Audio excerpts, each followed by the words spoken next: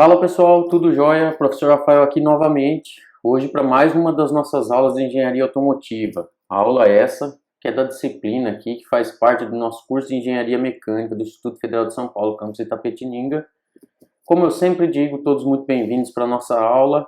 Hoje nós vamos falar um pouquinho a respeito do processo de combustão, como ele se dá, nos motores de combustão interna alternativos, sejam eles do ciclo diesel ou do ciclo Otto.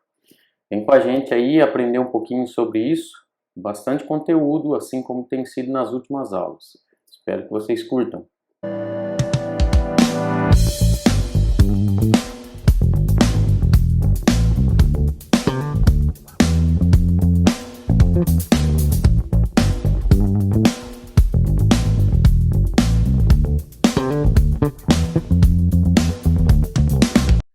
Bom pessoal, então vamos para a nossa aula. Hoje, então, nós vamos começar, como de costume nós fazemos, falando dos motores do ciclo Otto, explorar bastante o ciclo Otto, como a combustão se dá nesses motores, e depois a gente fala um pouquinho do diesel também. Bom, então, falando da combustão nos motores alternativos, os motores de combustão interna a faísca, ou seja, os motores do ciclo Otto, sejam eles carburados ou injetados, tem os seus cilindros alimentados durante o tempo de admissão, com uma mistura de ar combustível que é previamente dosada. Ou ainda, a gente sabe que existem alguns carros, alguns motores, mesmo sendo do ciclo Otto, que a gente tem a injeção direta de combustível. Mas, de qualquer forma, a gente vai ter o evento da injeção se dando no tempo de admissão, ou dependendo, se a gente tiver essa injeção direta de combustível, a injeção pode estar acontecendo já no tempo de compressão também, a injeção do combustível, certo? Uma vez que o nosso ar está sendo comprimido, e a injeção do combustível inicia-se ainda no final da admissão e vai até o tempo de compressão um pouco. Então, apenas para que a gente possa ver aí um pouquinho como que isso acontece, a diferenciação entre os dois, a gente tem aqui nesse GIF à esquerda, na parte superior, uma injeção direta, tá vendo que tem um bico injetor aí, ó, e uma vela, que dá a centelha, mas a gente vê aqui a injeção sendo feita diretamente na câmara de combustão, certo? E apenas ar entrando para a admissão, durante a admissão. Enquanto que a gente tem também aqui embaixo, no segundo GIF, a admissão ocorrendo aqui nos dutos de admissão, veja. E aí a gente tem dentro, na hora que a válvula de admissão se abre, a gente tem uma admissão já de uma mistura para dentro dessa câmara. E aí a vela dá a sua centelha no momento certo e ocorre a combustão. Tudo bem? De qualquer forma, quando o pistão se aproxima do ponto morto superior, ocorre a faísca, e a gente tem as reações de combustão se iniciando a partir desse momento, beleza? Muito bem, então a gente vai ter o que a gente chama de combustão normal, Veja, a partir dessa combustão inicial, como que acontece? Uma vez que a vela deu a sua centelha, ao redor da vela, a gente tem o processo, as reações de combustão se iniciando, E essa combustão ela vai se propagando para além da vela. Então, veja que os compostos que atingem uma determinada concentração, a partir dessa reação que acaba sendo em cadeia, Ela começa, a vela só dá o início da reação de combustão e ela vai se propagando em cadeia, e isso promove uma liberação de calor, que é suficientemente intensa para que a gente tenha essas reações em cadeia de oxidação, que é o que a gente conhece por propagação da chama. Então veja, nós temos então a câmara de combustão, Veja, o pistão já subindo aqui bem próximo aqui. Depois que ele já tinha comprimido totalmente, chegado no ponto morto superior, a vela já deu a sua centelha, e aí o que a gente tem? A gente tem gases queimados aqui e a combustão se propagando, da direita para a esquerda aí, Então a gente tem aqui uma mistura de ar e combustíveis, que está sendo aos poucos consumida, né? A chama está se propagando na sua direção.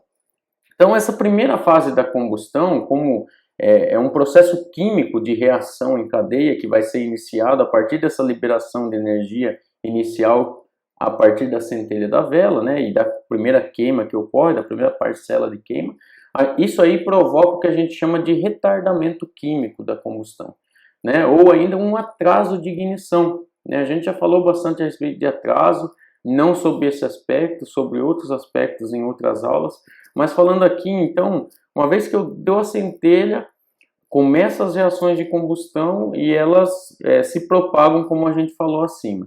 Porém, isso aí tem esse primeiro momento, ele consome uma parcela do nosso combustível que vai de 1 a 10% em massa aí desse combustível, e é o que a gente chama de fase inicial da combustão, né, ou do atraso da ignição.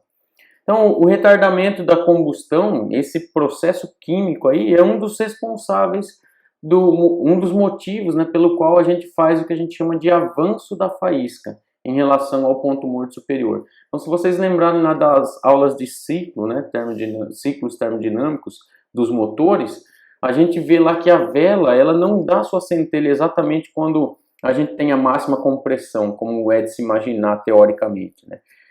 Em teoria seria assim, a gente comprime totalmente essa mistura, quando está na máxima compressão eu daria a centelha e a gente teria como consequência aí uma exaustão ideal. Por quê? Quanto antes eu der essa centelha, veja, o meu pistão está subindo para comprimir, se eu queimar antes, a combustão começar antes, eu vou ter uma contrapressão, né, no meu pistão que ainda está subindo. Então isso não é o ideal, né? Eu teria perda de potência numa situação como essa. Porém, numa situação real, por conta dessa característica das reações de combustão, é necessário fazer esse adiantamento, esse avanço da faísca em relação ao ponto morto superior. Tá? Então, uma vez que ocorreu essa primeira fase aí, que a gente chama de atraso da ignição, nós vamos nos referir a essa fase praticamente o tempo todo dessa forma, daqui em diante, a combustão ela vai se propagar, né, por meio de uma frente de chama. Né? Então, vai deixando para trás gases queimados, e a frente vai consumindo a mistura que ainda não está queimada. Então essa segunda fase da combustão é a combustão que a gente chama normal, uma vez que as reações já ocorrem rapidamente, já tem energia suficiente para que ocorra uma combustão aí, e a nossa chama se propague sem esse retardo químico, vamos assim dizer.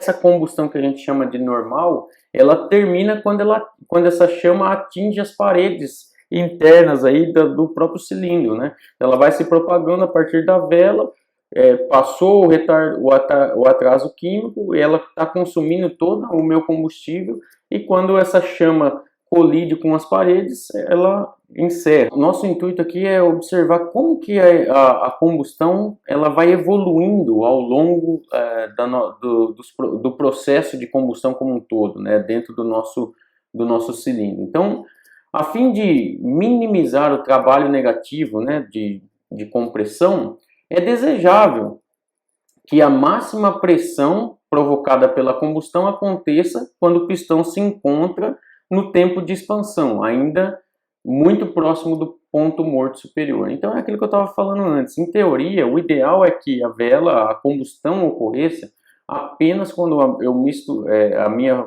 mistura já está toda comprimida. Eu realizei o trabalho ali negativo de compressão apenas sobre o que de fato interessa, que é a mistura ainda ar e ainda combustível, né? E não gases de combustão, já que estão expelindo energia ali do próprio processo de combustão.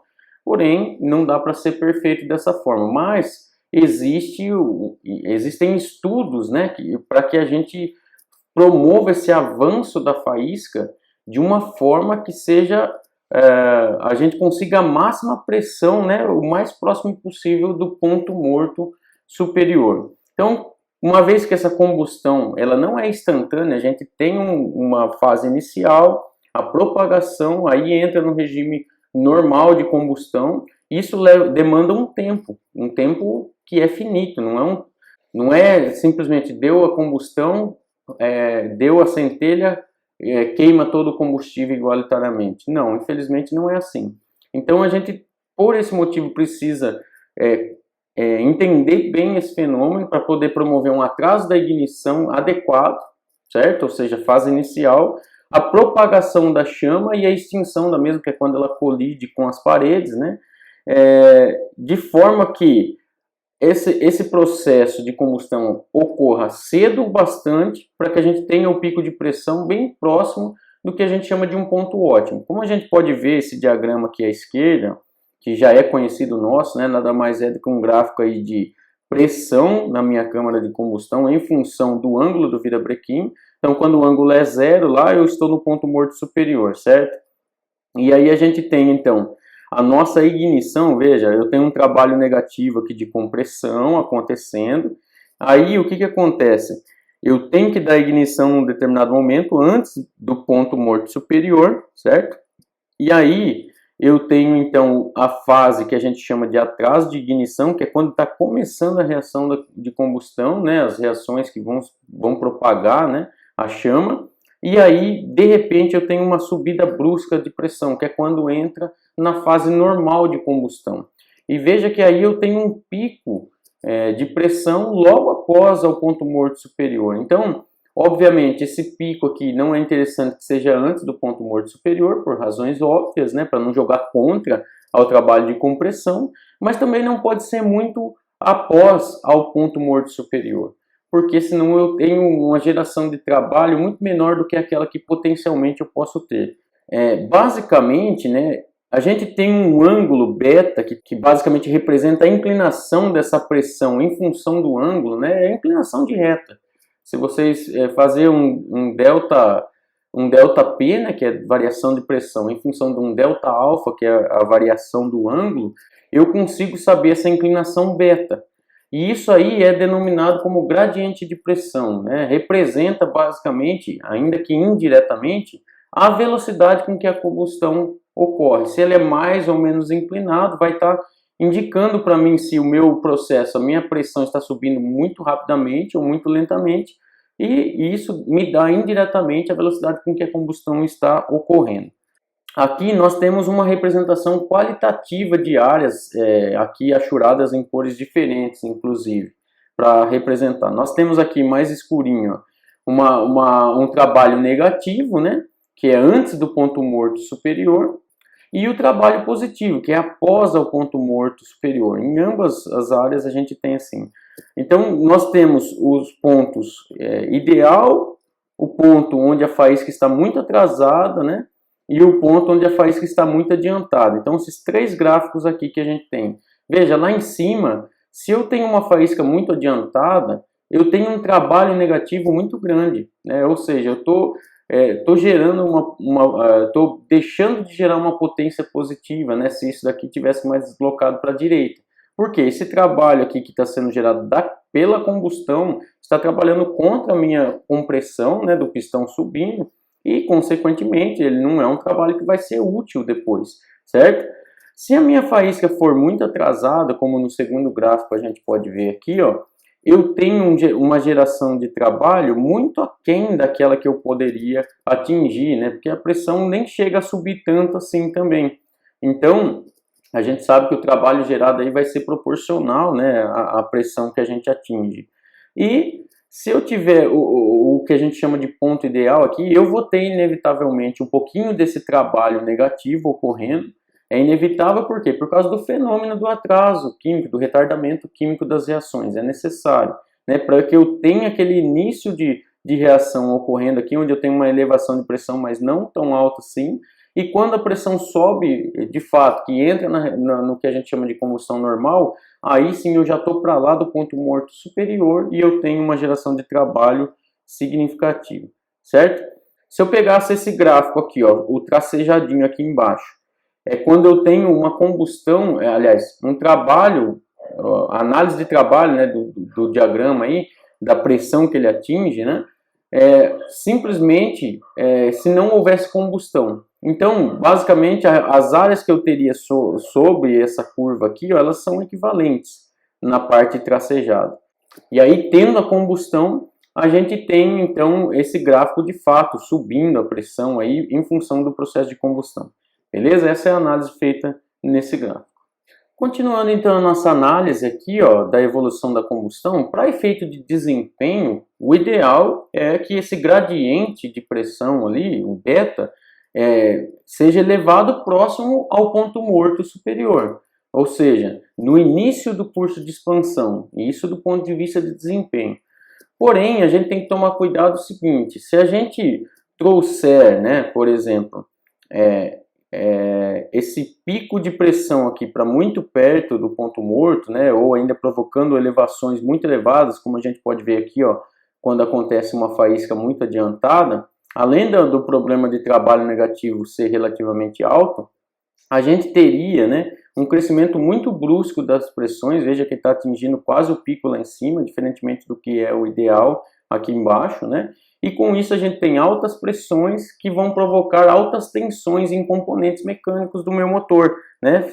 Podendo vir a falhar, inclusive, não resistirem a determinada pressão.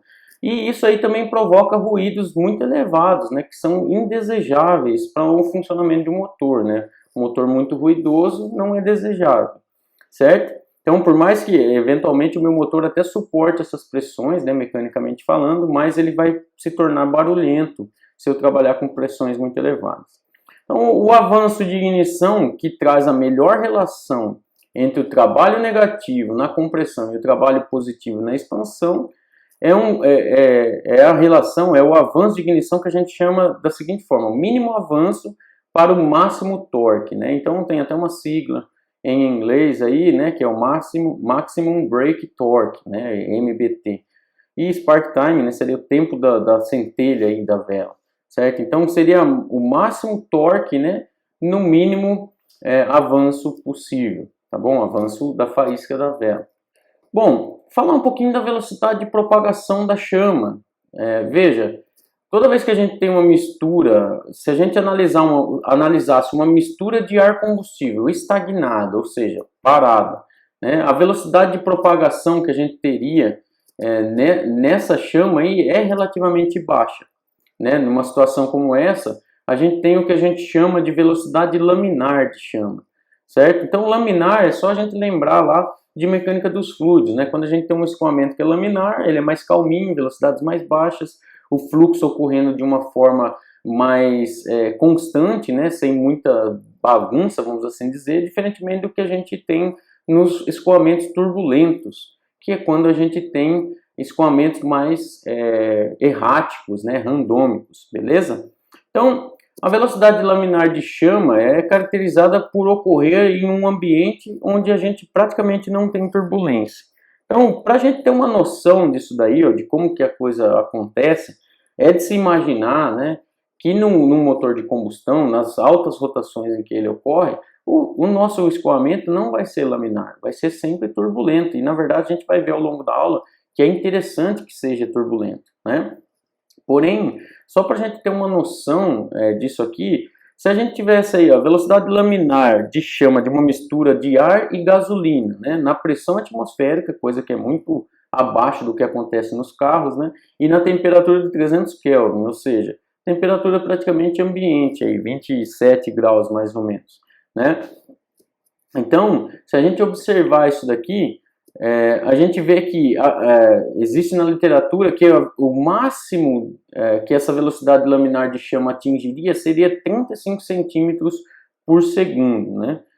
E aí, o que a gente tem que ter em mente? Vale lembrar o seguinte: nós vamos fazer uma análise simplista aqui, que o livro traz inclusive para a gente, mas para observar como que o nosso escoamento dentro de um motor de combustão, ele é turbulento e até a gente vai ver com base nessa simples análise que a gente vai fazer aqui, que até interessa que ele seja turbulento, que de forma alguma a gente trabalharia em regime laminar, né, no processo de combustão de propagação da chama dentro da nossa combustão aí nos motores de combustão interna. Então, se a gente lembrar que velocidade é uma distância por tempo, né, e eu quiser saber aí, nessa velocidade, nessa condição de velocidade laminar, da mistura gasolina-ar, né, ar-gasolina, eu teria a distância. Se eu imaginar que o meu pistãozinho aqui tivesse, pegar de exemplo, um pistão com diâmetro de 10 centímetros, né, Ou seja, do centro, pensando que a minha vela está centrada aqui, ó,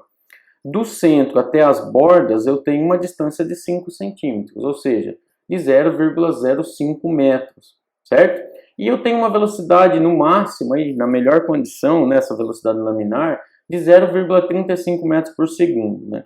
Então o que acontece? Uma vez que aconteça essa chama aí, se a minha velocidade fosse laminar, eu teria um tempo para que eu atingisse, né, os gases da combustão aqui atingisse, ou a frente da chama atingisse a parede, ou seja, atingisse a fase final onde acaba a minha combustão, levaria 0,143 segundos, ou seja, 143 milissegundos, certo? Muito bem. Então, imagine vocês, e é uma aproximação aqui realista até, que durante a rotação do virabrequim, a combustão ocorre mais ou menos durante uns 30 graus de rotação, né?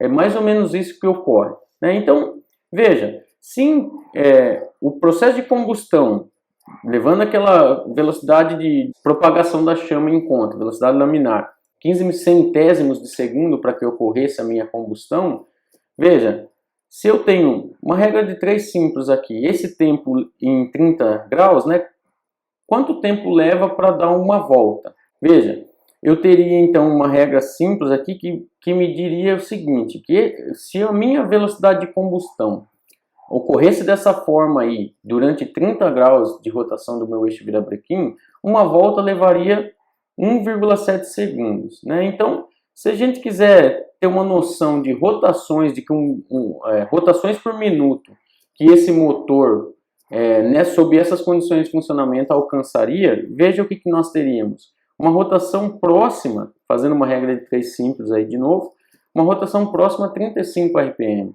Então, o que a gente chega como conclusão nisso, né? Então, se o meu processo ocorresse sob uma velocidade laminar de escoamento aí de propagação da minha chama, eu teria um motor muito limitado em termos de rotação.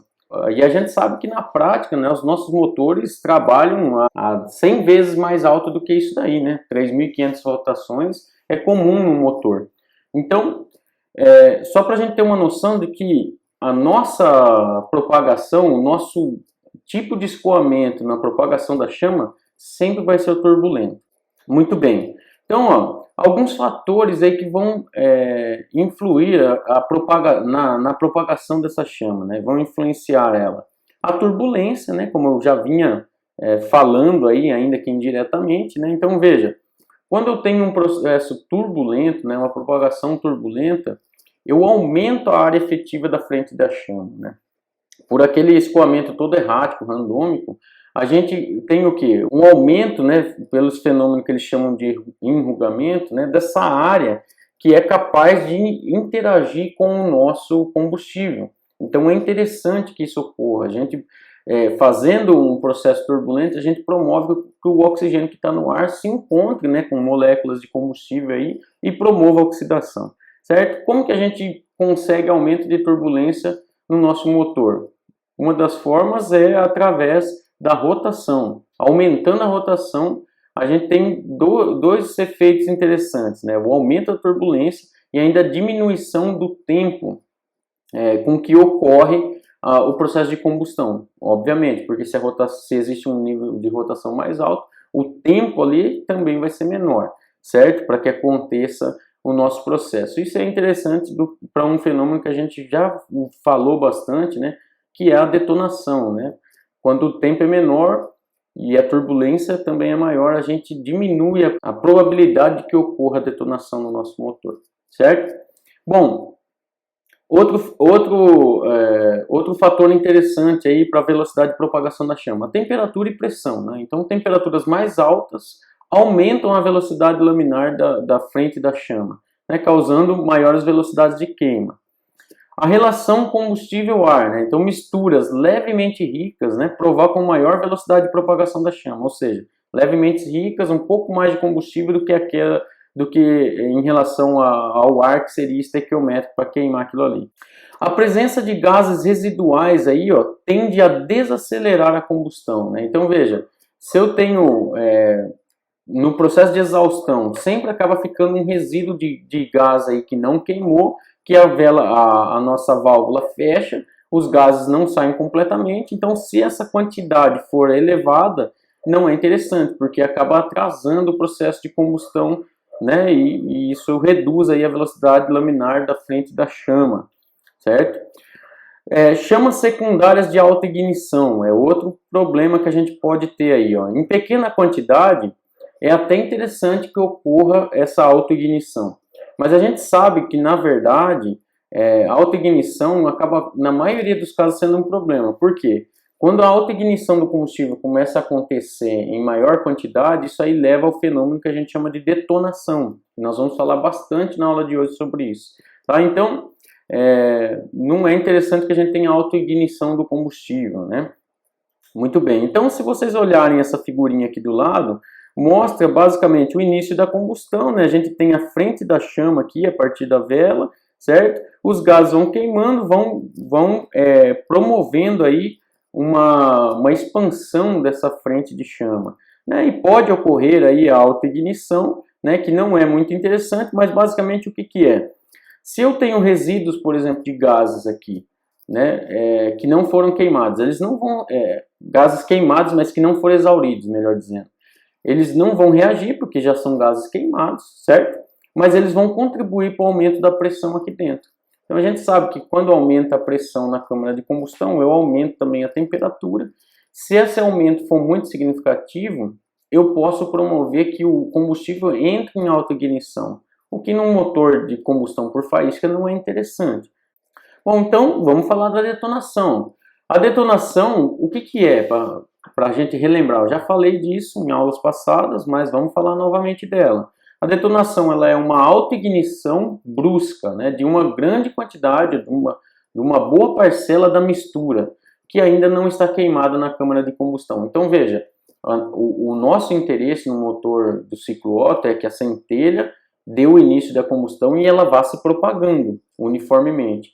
Quando, por conta da nossa compressão exacerbada, a temperatura se eleva muito e o combustível entra em detonação, em alta ignição, e em grande quantidade provoca a detonação, a gente pode ter fenômenos problemáticos aí. Inclusive, nós vamos falar daqui a pouco da pré-ignição, certo? Mas vamos lá. Então veja, quando a chama varre, né, essa mistura, antes que as condições locais de temperatura e pressão promovam a autoignição, a gente diz que a combustão é normal. Então veja, eu já estou na fase de combustão normal lá atrás. Lembra que eu defini, né, a fase inicial como atraso de ignição, a fase central ali onde acontece a combustão normal, né, e a fase final lá onde a nossa chama colide com as paredes do nosso cilindro e a fase final do nosso processo de combustão. Mas veja, agora eu estou analisando principalmente aquela fase central, né, fase que já é conhecida como combustão normal, e ela vai ser normal de fato se ocorrer essa varredura da chama sem que ocorra a autoignição.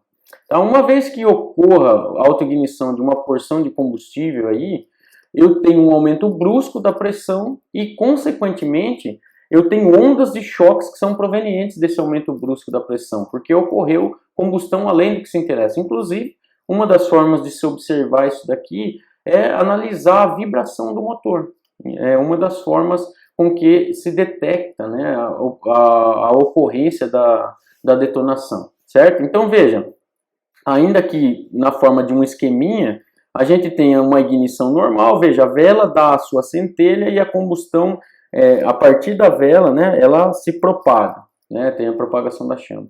Agora, aqui, quando ocorre a detonação, eu tenho a vela dando a sua centelha, mas tem outros pontos aqui, ó, onde eu tenho, até em sentido contrário, para deixar bem claro aí, nítido para nós, que quando a detonação ocorre, ela promove um fenômeno indesejado aqui. Dependendo do tempo em que isso ocorre, é muito indesejado. Se ela ocorrer muito cedo, antes do meu pistão atingir o ponto morto superior, e é o que acontece normalmente quando a gente tem uma taxa de compressão além do que devia, por exemplo, ela pode promover, inclusive, um evento catastrófico ao nosso motor, como, por exemplo, estourar a cabeça do pistão, ou promover erosão na cabeça do pistão e nas paredes do cilindro, né? Aqui à direita a gente vê uma imagem, ainda que esquemática, mas que mostra um pistãozinho, a vela dando a sua centelha e um pedacinho aqui, uma alta ignição ocorrendo, né, em um determinado ponto. Então a gente pode ter, dependendo da pressão que se atinja, né, da temperatura que se atinge aí dentro também, essa alta ignição ocorrendo em diversos pontos. Então veja que nós temos outros elementos que promovem a alta ignição, né? Não apenas, eu sempre falo, né, do pessoal que rebaixa o cabeçote querendo aumentar a potência do motor e que acaba promovendo às vezes a alta ignição, mas a gente viu inclusive na aula de combustíveis, né, que a qualidade do combustível, a octanagem do meu combustível tem muita relação com isso aqui. Se eu tenho um combustível de má qualidade, a detonação pode ocorrer com maior frequência também. Então é interessante a gente pensar que esse fenômeno que é indesejado não é pura e simplesmente pela taxa de compressão, mas existem outras características envolvidas aí que interferem em como isso ocorre, tá? Então veja, nós vamos fazer algumas observações aí para quando a nossa combustão, né, naquela fase principal dela, ocorre de forma anormal, né, por conta da detonação. Então veja, primeira coisa, aqui nós temos um gráfico ocorrendo, um gráfico aqui, ó, de pressão em função do ângulo do virabrequim, né? E a gente tem a curva de pressão na parte superior aqui, ó, numa situação normal e numa situação anormal, ou seja, ocorrendo a detonação. Bom, e aqui embaixo, então, a gente tem esse XB, uma outra curva aqui, que basicamente demonstra para mim a quantidade de gases que já entraram em combustão, da mistura, né, na verdade, não gases. Quanto da mistura já passou de mistura ar combustível para gás queimado, certo? Então, 0 sendo ainda a mistura sem reagir, né, não queimada, e 1 a mistura toda totalmente queimada. Veja que, numa condição normal, eu tenho uma elevação que não é brusca, né? Eu tenho uma combustão ocorrendo aqui, ó, em fase, né? Eu tenho um gradiente ocorrendo. Já quando eu tenho detonação, olha aqui, eu tenho de repente uma combustão abrupta, né? É isso que indica aqui para nós. Eu estou subindo, fazendo o processo de combustão, de repente ela queima totalmente o combustível que está dentro da minha câmara de combustão.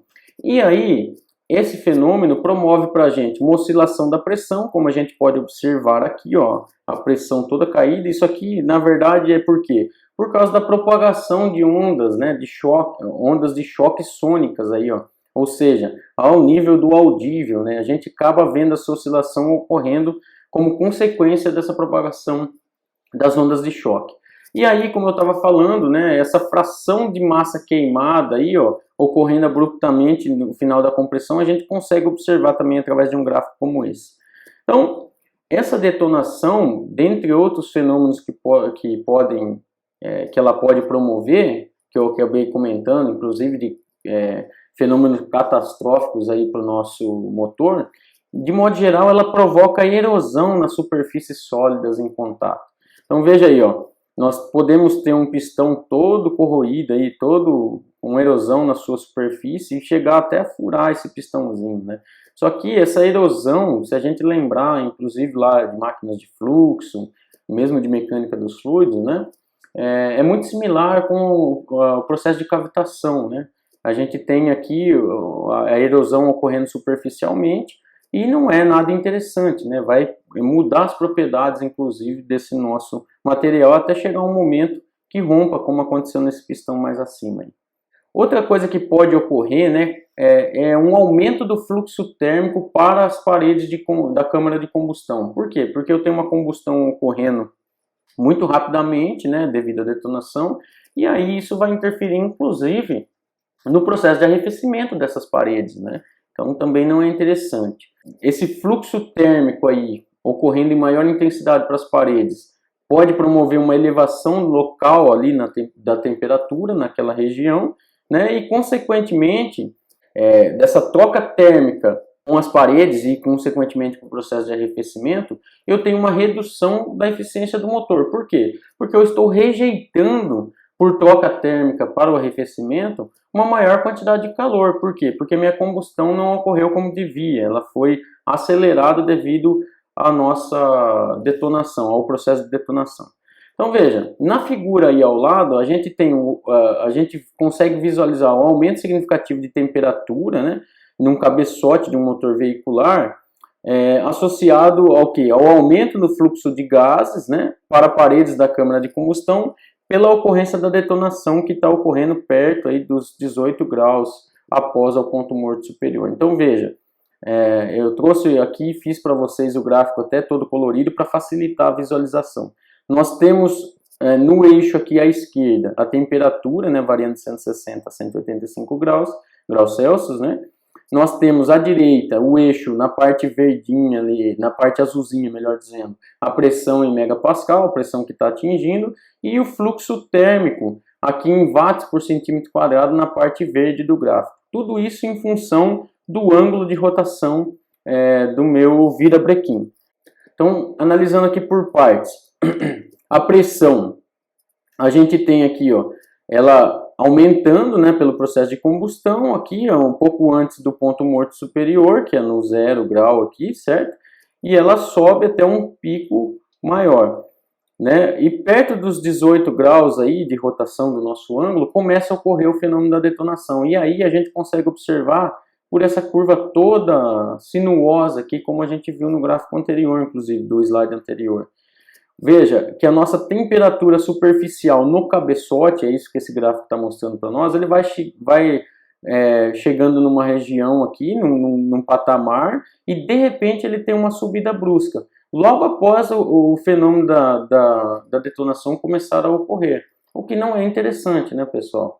Certo? Outra coisa, a gente consegue ver esse fluxo térmico aí, ó, também, né, basicamente correspondente, né, a gente vê que o fluxo de troca de calor com o arrefecimento, ele aumenta bastante em função da detonação ocorrendo. Então, de forma alguma, o processo de detonação é algo interessante. Bom, falando da detonação ainda, a gente tem a pré-ignição, que é o fenômeno que está atrelado aí à detonação. Veja, se eu tiver detonações seguidas, né, no meu motor, essas detonações vão provocar o que a gente chama de pontos incandescentes na câmara de combustão, como a gente viu alguns slides para trás, né, numa imagem onde a gente tinha alguns pontos de queima, né, incandescentes, que não era a centelha da vela. Pode ser no próprio eletrodo da vela, ou mesmo nas válvulas, enfim. Esses pontos aí, ó, eles podem provocar uma ignição da mistura em ciclos subsequentes. Veja, então, se chegar a acontecer de ficar ponto incandescente dentro do nosso motor ali, e ele promover uma ignição no ciclo subsequente, vai acontecer o quê? Um aumento da pressão, né, antes do pistão atingir o ponto morto superior. Veja, então, no ciclo anterior, incandesceu uma região, né, ou alguns ciclos anteriores, incandesceu uma região. No que vem em seguida, o problema só vai aumentando, né? Vai se alimentando, realimentando, né? Eu tenho um aumento da pressão, por quê? Porque antes do pistão atingir, nesse meu ciclo subsequente, o ponto morto superior, eu já tenho uma pré-ignição, que é o fenômeno que a gente vai falar aqui agora. Então, isso aí por si só, né, pode provocar a detonação. Esse aumento da pressão pode fazer com que o novo combustível que está entrando, não só por aquela incandescência entre em combustão, mas o aumento da pressão dessa pequena quantidade faz com que o fenômeno ganhe uma proporção, quase como uma ressonância, quase que entrando em ressonância, né?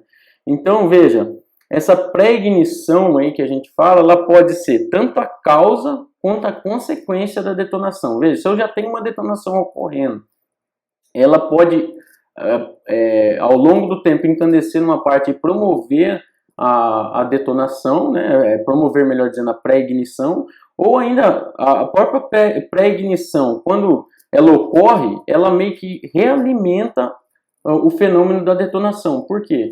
Porque ela vai contribuir para esse aumento da pressão com detonações, com ignições acontecendo antecipadamente ao meu motor chegar no ponto morto superior. Então, esses fenômenos que são indesejados, ambos eles se realimentam, né, e devem ser evitados para que não ocorram fenômenos catastróficos aos nossos motores, como é o caso aqui, ó, também aqui a imagem de um pistão bem ao centro aí, ó, rompido, né, em função de fenômenos como esse.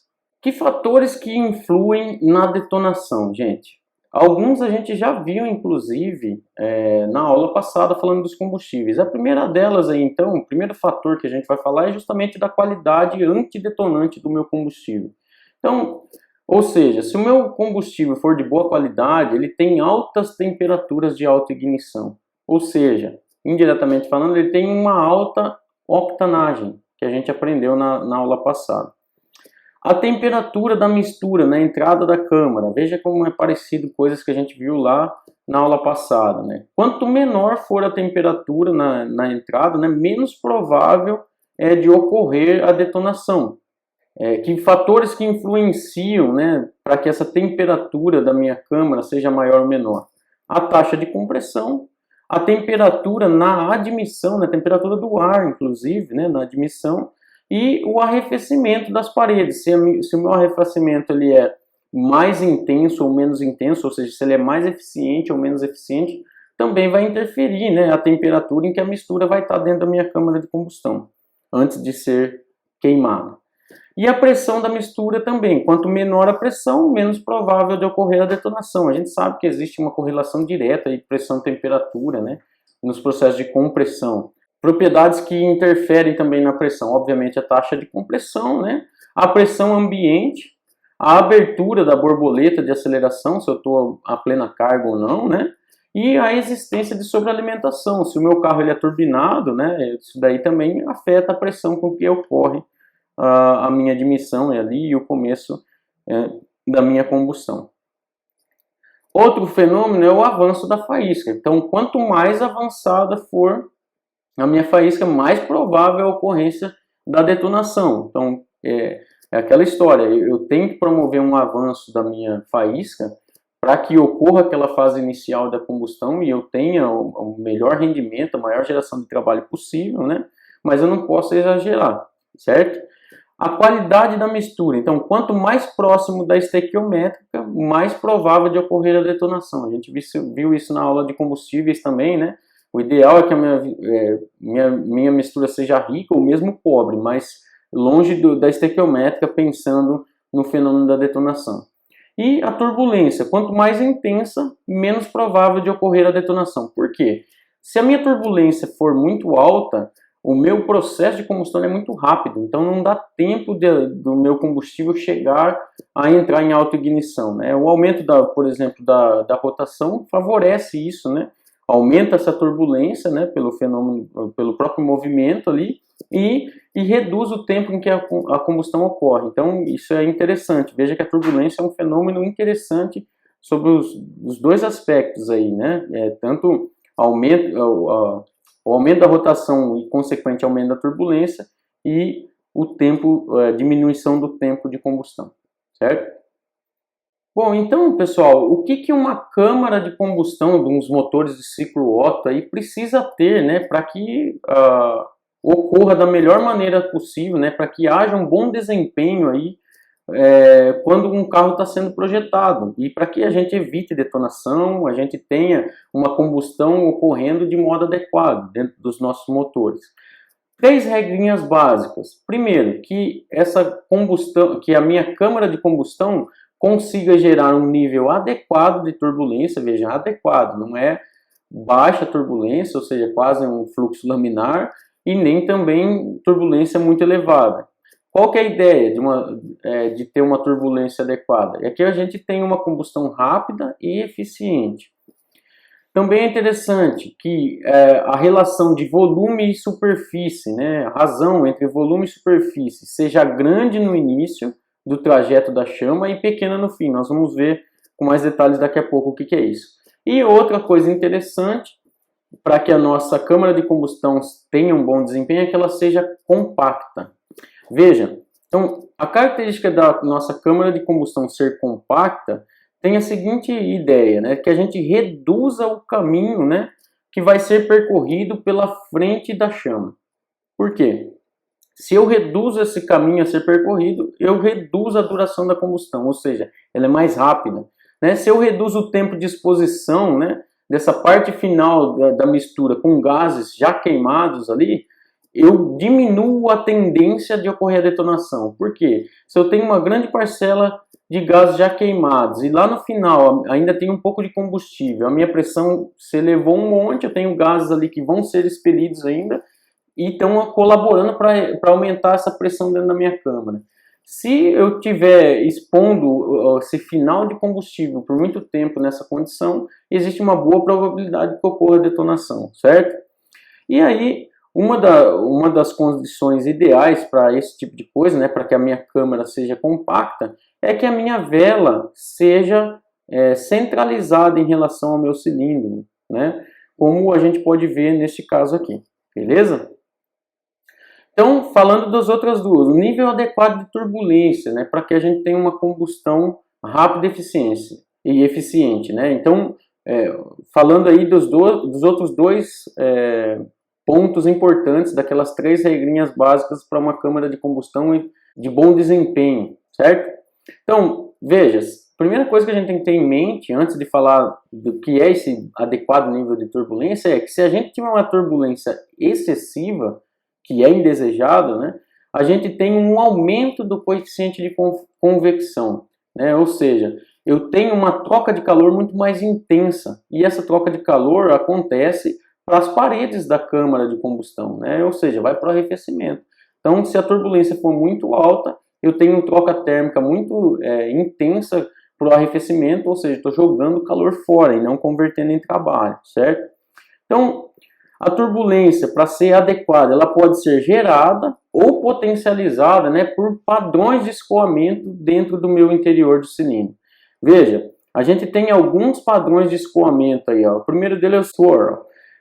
Esse swirl, que também, basicamente, se a gente traduzir, é um redemoinho, o que ele faz, né? Basicamente é quando a gente tem um padrão de escoamento dessa forma aqui, ó, girando, como um redemoinho, de fato, né?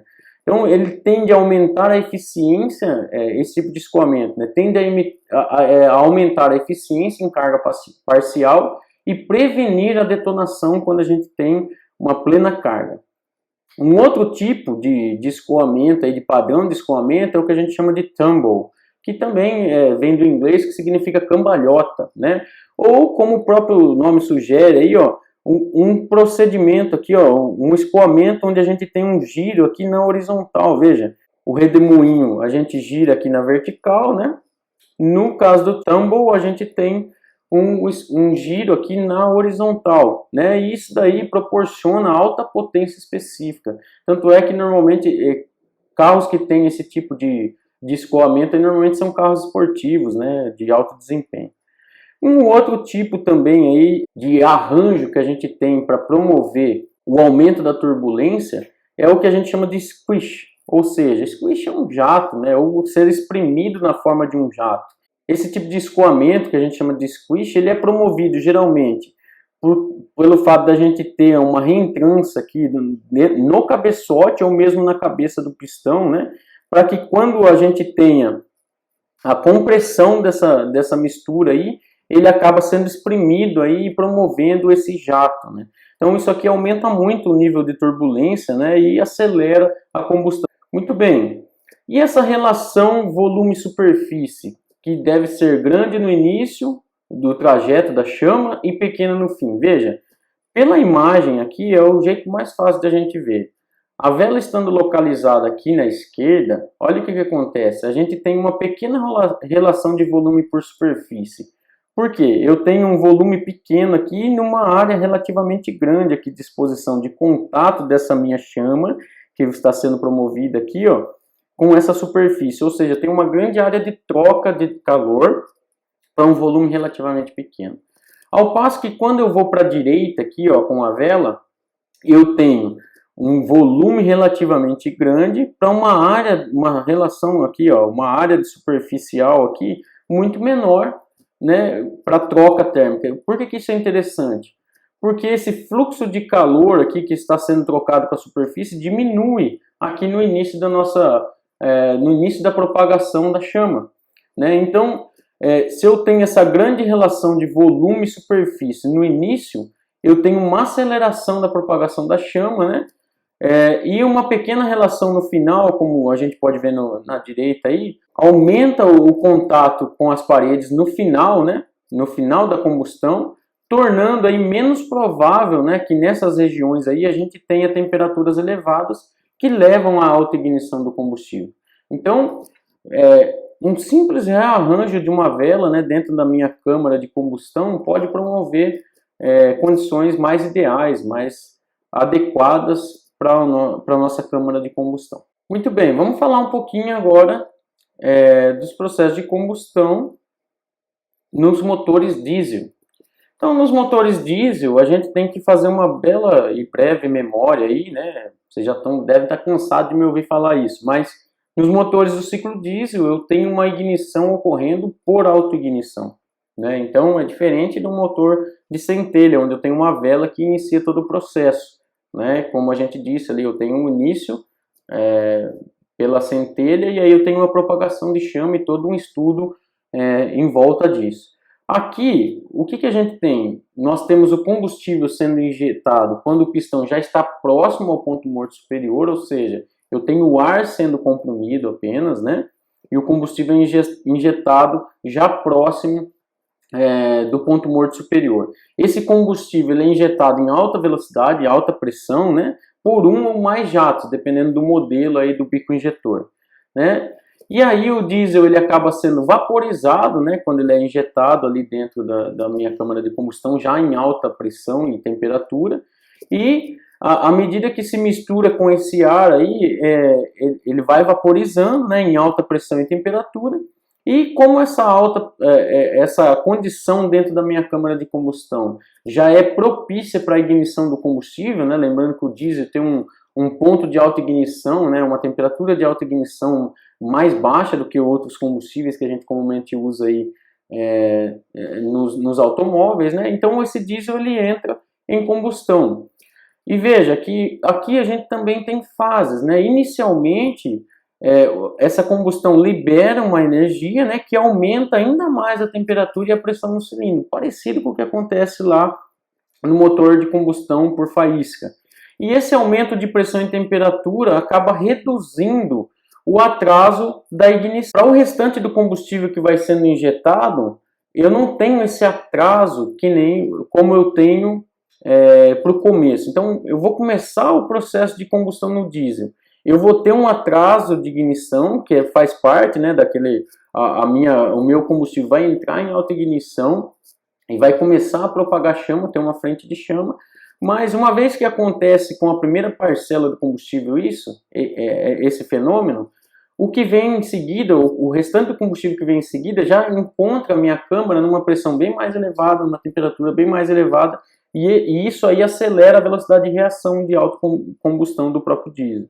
O combustível que é queimado nessa segunda fase, já que a gente chamaria de combustão normal, lá no que a gente viu para os motores do ciclo Otto, ele acaba tendo uma taxa de controle, né, dessa mistura, dessa combustão, melhor dizendo, pela mistura entre o ar e o combustível, ou seja, pela dosagem que a gente vai injetando esse combustível para dentro da nossa câmara de combustão, certo? Bom, então vamos observar no gráfico aqui embaixo o comportamento da pressão, do curso de levantamento da agulha de injetor. Então basicamente é do quanto eu estou injetando, né? Se eu tiver com ela mais aberta, mais levantada, eu estou injetando mais combustível para dentro da minha câmara de combustão. Da taxa de liberação de calor e tudo isso em função do ângulo de manivelas, tá? Então o ângulo é uma coisa interessante de a gente lembrar, né? É uma base de tempo, né, do nosso motor. O quanto que está durando, percorrendo em termos de ângulo, é basicamente quanto tempo está durando aquele fenômeno que a gente está observando. O curso da agulha aí, basicamente vai nos dizer o tempo em que a injeção está ocorrendo, né? A taxa de calor, basicamente, diz para a gente o consumo do diesel, né? E aí a gente tem duas regiões no gráfico aí, ó. Uma região à esquerda, mais em laranja aí, ó, que é caracterizada por esse pico de liberação de calor aí, é uma região onde a gente caracteriza aquela fase inicial da nossa combustão aqui no diesel, né, no motor diesel. E a região mais à direita, em cinza aqui, ó, é a região onde a queima se processa de forma mais uniforme, né? Então eu tenho uma combustão aqui mais controlada e acaba sendo controlada pela dosagem, né? Pela própria dosagem de combustível aí, ó, para processar essa fase final da minha combustão.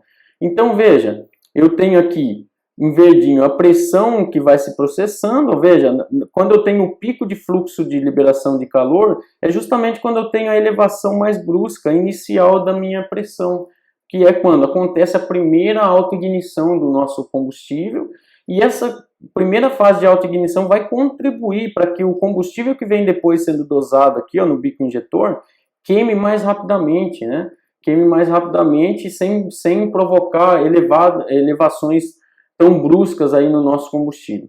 Tanto é que, se por algum motivo o combustível não entrar em autoignição aqui logo no começo, e eu acumular combustível, eu posso ter uma autoignição aqui bem elevada, como se fosse uma detonação no diesel, né, que também não é interessante, vai promover um choque muito brusco aqui. Então, isso poderia ocorrer, por exemplo, se eu tiver com uma temperatura ambiente muito fria, né? E o diesel, aí quando eu vou dar partida no motor, ele acaba não pegando de primeira e eu acumulo um pouco de diesel aí. Isso não é interessante. Por isso que muitos motores, né, inclusive pensando principalmente em carros mais antigos, em carros que eram equipados com motores diesel mais antigos, eles tinham uma vela, né, chamado de glow plug, né, ou seja, uma vela de incandescência, que é um pouco diferente da vela de um motor de combustão por faísca. Essa vela ela não tem a função de dar uma faísca, uma centelha e promover a combustão do diesel, não. Ela tem a função de promover o aquecimento da câmara, né, de combustão. Então é comum, por exemplo, em motores mais antigos aí de carros diesel, o que acontece? O pessoal gira a chave, né, e dá um tempo, até acende uma luzinha no painel normalmente, lá indicando que está aquecendo de fato a câmara de combustão do nosso carro, está aquecendo eletricamente, né, a energia da bateria ali aquece eletricamente a câmara, a partir dessa vela de incandescência, e aí se dá a partida para evitar que ocorra esse acúmulo de diesel e acabe acontecendo uma autoignição muito brusca, ou ainda que o carro não dê partida de fato, né?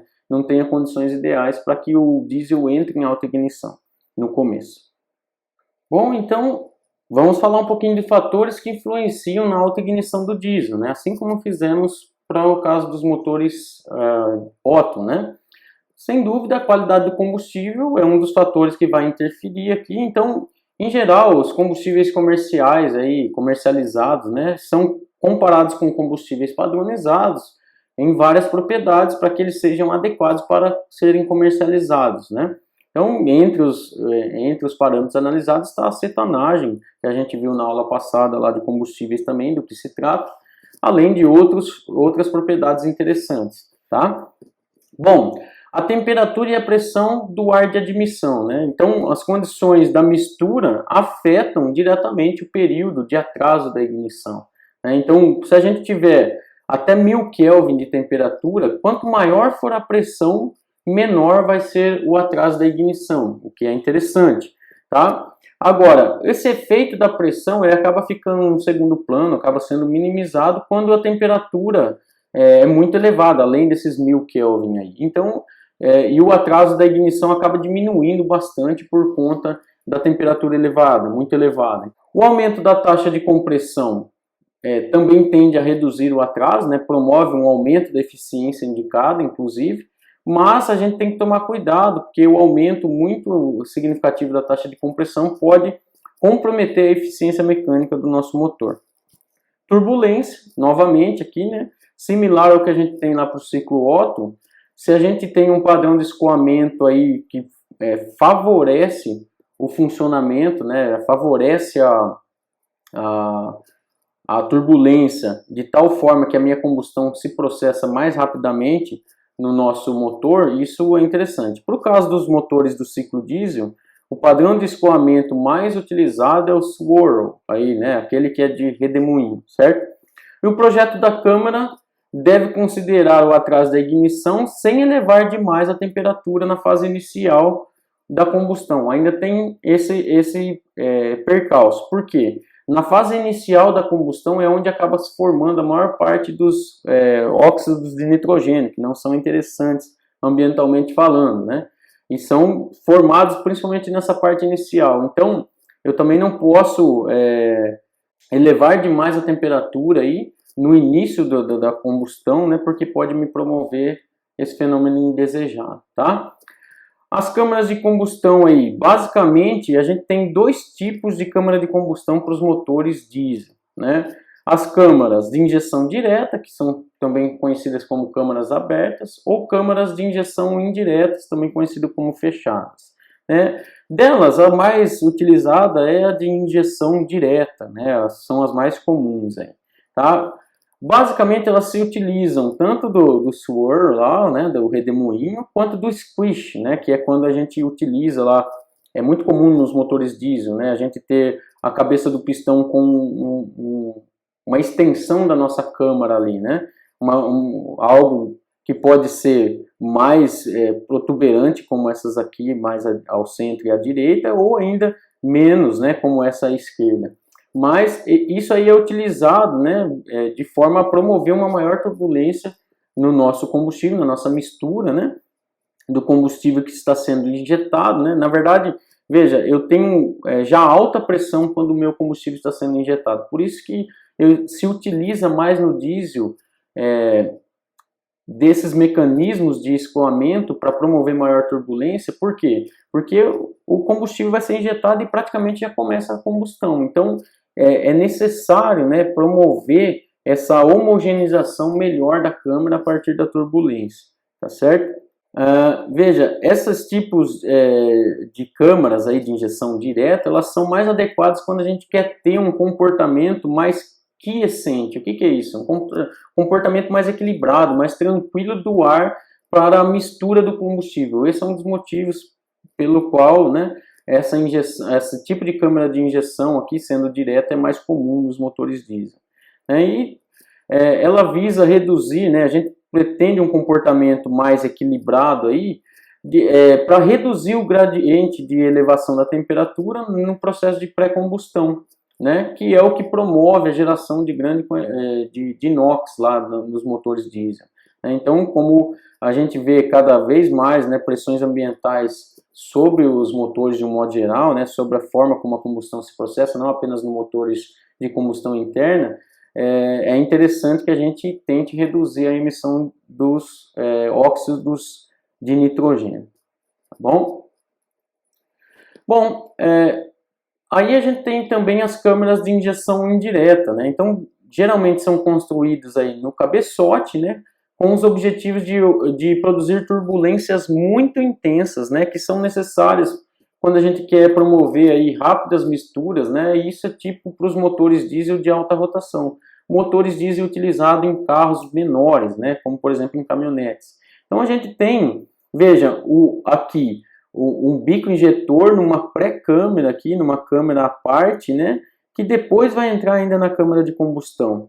Veja, aqui a gente também tem a ideia lá daquela vela de incandescência que pode promover, né, um pré-aquecimento dessa câmara aí e contribuir para a autoignição do combustível, tá? Então, por um lado, altas turbulências reduzem o retardamento físico, né, e permitem uma combustão mais suave e mais rápida, o que é algo interessante. Só que, por outro lado, né, eu também tenho uma maior perda de calor, né, quando eu tenho turbulência muito alta, que é o que esse tipo de câmara promove, né? Então eu tenho um fluxo térmico muito elevado para o arrefecimento, o que, consequentemente, eu estou rejeitando uma maior parcela de calor. Eu também acabo tendo uma redução na eficiência térmica. Então, deve-se procurar um balanço, um equilíbrio, né, quando se utiliza esse tipo de câmara. Existem dois tipos, basicamente, desse tipo de câmara de injeção indireta, aí, quando a gente tem essas pré-câmaras. A gente tem a pré-câmara turbulenta, que é como essa daqui, então, basicamente, ela é interligada mesmo à nossa câmara de combustão comum aqui, começa-se uma pré-ignição aqui, inclusive, né? e aí numa pressão que acaba ficando menor, né, porque quando eu aumentei a área aqui da minha câmara de combustão, então a pressão ali interna ela é um pouco menor, e eu promovo turbulências aqui de tal forma que a minha propagação da chama se dê mais adequadamente. Ou ainda, a gente tem um outro tipo de pré-câmara, né, que eles chamam de swirl aí, ó, que é quando a gente tem o bico injetor, olha lá, a nossa vela de incandescência aqui também, numa pré-câmara de fato, e depois ela é induzida, né, para dentro da nossa câmara de combustão aqui de fato. Beleza, pessoal? Bom, essa foi a nossa aula de hoje. Espero que vocês tenham gostado. Grande abraço aí para todos vocês. Continuem se cuidando e a gente se vê na próxima.